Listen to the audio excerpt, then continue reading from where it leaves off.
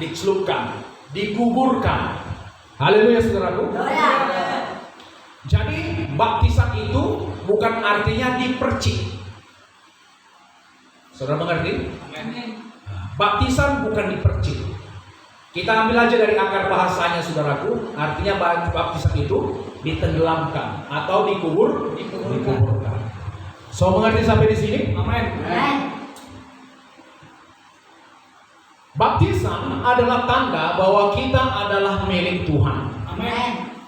Itu sebenarnya saudaraku adalah proklamasi kita kepada Tuhan, kepada malaikat-malaikat, kepada setan, kepada dunia. Amin. Bahwa saya sekarang saudaraku, kita bukan lagi milik iblis, tapi kita sekarang adalah milik Tuhan. Amin. Saudara mengerti? Amin. Itu adalah proklamasi, pengakuan iman kita kepada dunia. Bahwa saya sekarang bukan lagi milik dunia, saya bukan lagi milik iblis, sekarang saya adalah milik Yesus. Amin. Haleluya. Haleluya. Oke. Jadi saudaraku, kenapa kita harus dibaptis tadi? Karena ini adalah perintah Tuhan. Amin. Amin. Oke. Kemudian apa syarat untuk dibaptis? Kita buka dari Kisah Rasul 2 ayat 38. Kisah Rasul 2 ayat 38.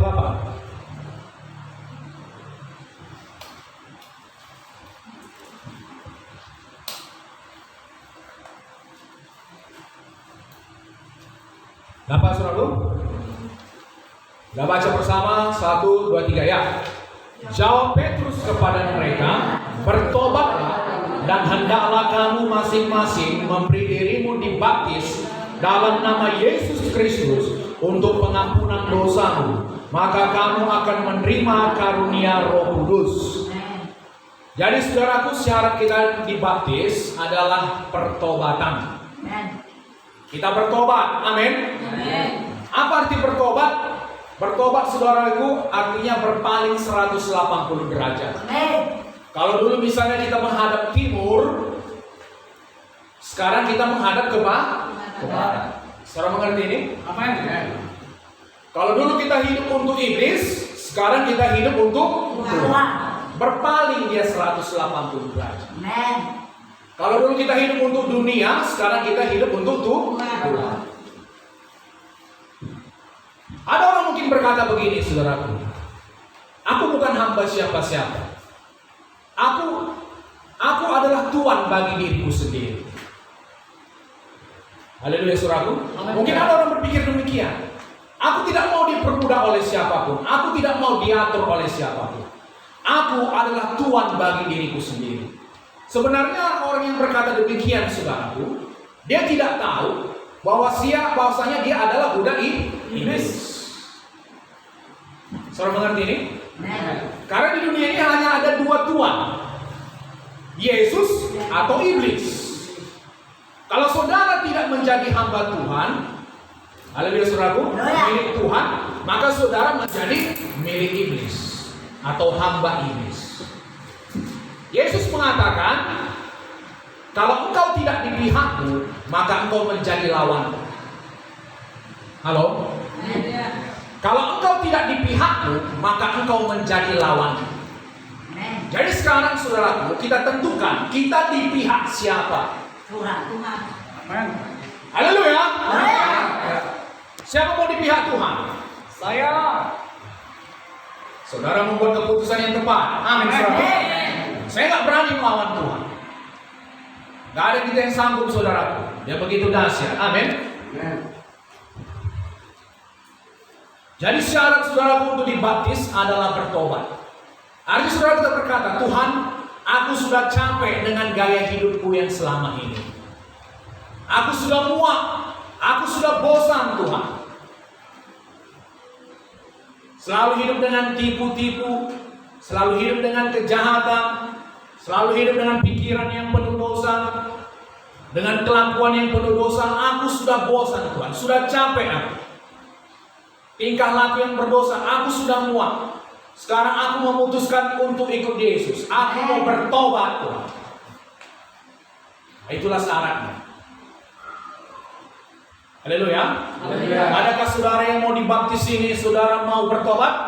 Amen. Bertobat sungguh-sungguh? Meninggalkan saudaraku rokok, judi, alkohol, narkoba, apapun semua itu. Saya dulu saudaraku sebelum dibaptis, saya terikat dengan rokok, saya terikat dengan pikiran najis. Saya hamba pada dosa. Amin. Itulah saudaraku siapa kita sebelum kita mengenal Kristus. Amin. Sebelum kita mengenal Kristus, kita adalah hamba dosa. Itulah jati diri kita. Mau macam manapun dia baiknya. Haleluya saudaraku. Agama apapun dia, bagaimanapun dia baiknya, di luar Kristus, dia adalah hamba dosa, hamba iblis. Dosa adalah tuannya. Dia dilahirkan dengan roh yang berdosa. Haleluya saudaraku. Karena dosa satu orang, maka semua orang yang lahir di bawah kuasa dosa. Karena dosa satu orang. Dosa siapa itu? Dosa Adam. Maka setiap orang yang lahir dari keturunan perempuan, saudaraku, dari benih manusia, maka dia adalah hamba dosa. Halo, saudara di sini. Amen. Setelah kejatuhan Adam ke dalam dosa, maka setiap manusia yang lahir dari keturunan Adam, dia ada di bawah kuasa dosa. Amen. Itu makanya Yesus lahir, saudaraku, memang lahir dari perawan Maria. Amin. Tapi tidak ada percampuran antara benih pria dengan benih wanita. Saudara mengerti? Amen. Itu makanya disebut kudus, anak Allah. Saudara mengerti, saudaraku? Amen. Secara garis keturunan memang disebut sebagai dari keturunan Adam. Tapi saudaraku, secara ilahi dia adalah keturunan Allah, anak Allah sendiri. Tidak ada benih yang dibuahi. Saudara mengerti? Amen. Berarti saudaraku dia tidak mewarisi dosa Adam. Saudara mengerti, saudaraku? Amen. Tapi supaya lahir sebagai manusia, dia harus lahir dari manusia. Tapi saudaraku, karena dia dikandung oleh Roh Kudus, maka dia disebut kudus, anak Allah. Tidak ada percampuran antara benih laki-laki dengan benih perempuan. Itu yang membuat dia layak untuk menebus kita. Amin. Saudara mengerti ini? Amin. Haleluya.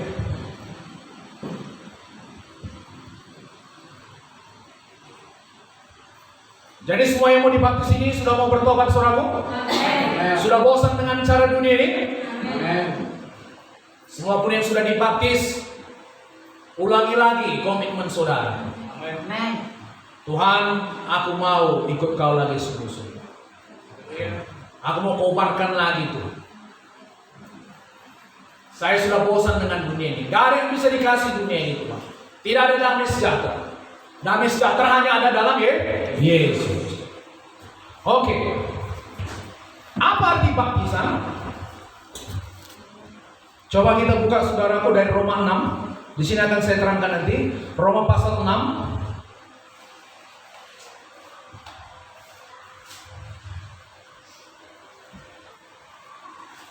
Dari ayat 1.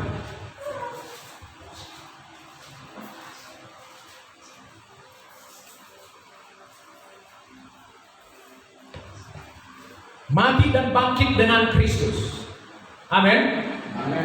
Jika demikian, apakah yang hendak kita katakan? Bolehkah kita bertekun dalam dosa supaya semakin bertambah kasih karunia itu? Sekali-kali tidak. Bukankah kita telah mati bagi dosa? Bagaimanakah kita masih dapat hidup di dalamnya? Perhatikan saudara ya. Apa yang terjadi waktu saudara menerima Yesus? Oke, saya ulangi. Waktu saudaraku kita dilahirkan dari keturunan Abraham, dari keturunan Adam, semua orang yang lahir di bawah kuasa dosa. Kenapa saudaraku? Karena Adam telah jatuh dalam dosa, maka semua orang menjadi berdosa. Karena dosa satu orang, maka semua orang menjadi berdosa. Banyak orang berpikir saudaraku, orang berdosa karena perbuatannya. Tidak. Amin. Amin. Orang berdosa karena saudaraku dosa satu orang, dosa Adam. Demikian juga sama seperti semua orang menjadi berdosa karena dosa satu orang, demikian juga semua orang dibenarkan karena kebenaran satu orang. Amin. Siapa dia? Yesus Kristus. Makanya Yesus disebut sebagai Adam kedua. Amin. Amin, saudaraku. Adam yang pertama menjatuhkan manusia ke dalam dosa. Tapi Adam yang kedua, saudaraku, yaitu Yesus, memulihkan kita pada hubungan dengan Allah. Amin. Haleluya. Karena dosa satu orang, semua orang menjadi berdosa. Bukan karena perbuatan dosa saudara, saudara menjadi berdosa. Karena dosa satu orang, siapa? Adam. Tapi karena kebenaran satu orang, perbuatan benar satu orang, Yesus, selama dia hidup di bumi, saudaraku, dialah satu-satunya manusia yang benar, tidak berdosa, tidak pernah berbuat dosa. Oleh karena kebenaran Yesus itulah kita semua manusia dibenarkan di hadapan. Jadi saudaraku, manusia dibenarkan bukan karena perbuatan baiknya. Halo, saudara mengerti ini? Amin. Pikiran saudara di sini? Amin. Manusia tidak dibenarkan di hadapan Allah karena perbuatan baiknya. Manusia dibenarkan di hadapan Allah karena perbuatan baik satu orang, yaitu Yesus. Amin. Haleluya. Puji Tuhan, amin. Karena tidak seorang pun bisa selamat karena perbuatan baiknya. Amin. Semua orang telah berbuat dosa, tapi hanya karena kasih karunia di dalam Yesus Kristus, kita dibenarkan dengan cuma. Amin, saudaraku. Amin. Oke. Begitu manusia lahir, saudaraku, dia adalah hamba dosa. Dia lahir dengan roh yang berdosa. Amin. Amin. Dia lahir dengan membawa tabiat yang berdosa. Kenapa, saudaraku? Dia datang lahir dengan roh yang berdosa. Perhatikan. Ikan, di mana dia tinggal? Air. Ikan hidup di air. Itulah habitatnya. Coba ikan, saudaraku, saudara pindahkan ke darat, apa yang terjadi? Mati. Kenapa ikan mati di darat? Karena habitatnya. Halo? Karena itu bukan habitatnya. Saudara mengerti? Saudaraku, waktu manusia lahir dari kandungan ibunya, dia dilahirkan dalam dosa. Amin. Lalu saudaraku, sifat dasarnya, habitatnya adalah di dalam dosa. Karena dia hamba dosa. Jelas sampai di sini? Amin. Hamba dosa, roh yang berdosa. Lalu saudaraku, karena dia hamba dosa, roh yang berdosa, saudaraku memang habitatnya adalah di dalam dosa. Itu makanya saudaraku, kita dulu kan misalnya kalau tahun baru, perjanjian, aku berjanjilah tahun baru ini akan rajin ke gereja, nggak merokok lagi, nggak mabuk lagi. Tapi saudaraku 3-4 hari bisa, mungkin paling lama seminggu. Amin. Tapi kemudian kumat lagi saudaraku, malah makin parah. Kenapa? Karena dia memang hamba dosa. Manusia tadi sifatnya adalah hamba dosa, jati dirinya adalah hamba dosa. Dia tidak bisa berkata tidak pada dosa, karena dia adalah hamba dosa. Saudara mengerti ini, saudara? Amin.